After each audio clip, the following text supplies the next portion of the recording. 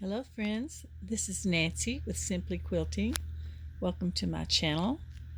We are in our camper this week and maybe next week.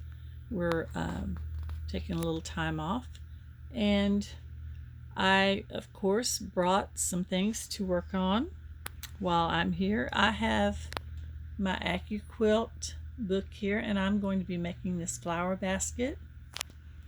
Now I'm going to be using my 8-inch cube block set and my little Go Me, which is handy to take when you're traveling. And I'm not an AccuQuilt representative or anything. I just enjoy using things like this. So before I left home, I made a little prototype. This is the 6-inch one, and I wanted to make it where the basket would be going straight up and down instead of sort of at an angle like the pattern calls for. So what I did was I made it like a square in a square using the basket as the center.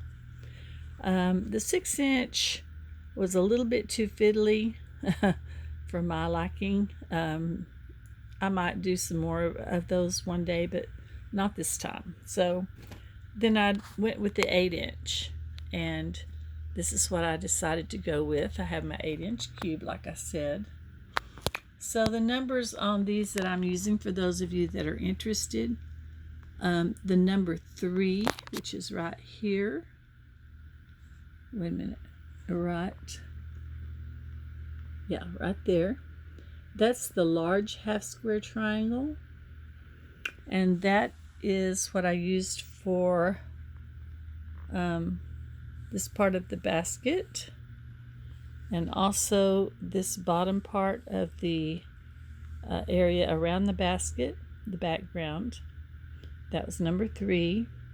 And then these rectangles they come from number 8 right there. And then all the rest are the little half square triangles. They all come from number 5, the little small half square triangle. So we have numbers 3 and number 5 and number 8. And then these larger half square triangles that I made the square in a square with, I believe I cut those out of the 10-inch block, but I'm going to have to measure that and see. I believe that came from the 10-inch block. Pretty sure it did. But I can measure that and see what, if you were just going to do like a square and then cut it in half. I think that would be a 5.5-inch square. I'm not sure. I think it would be a 5.5-inch square. I can check that out. But here's what I'm doing. I've got all my, I had enough scraps only to do 18 blocks, to cut out 18 blocks. I had about 3/4 of a yard of white that I brought, and then all of these came from, let me show you where they came from. These, if I can get up here, came from this basket of 4.5-inch strips that I cut from scraps that was donated to me. So all of those fit on my little Go Me cutter and the little 8-inch dies. Put that back. It's kind of hard to get everything situated in here. And I forgot to bring any of my design boards to lay these out on. It took me a couple of evenings, couple of hours in 2 different evenings to cut this out, so it wasn't too bad.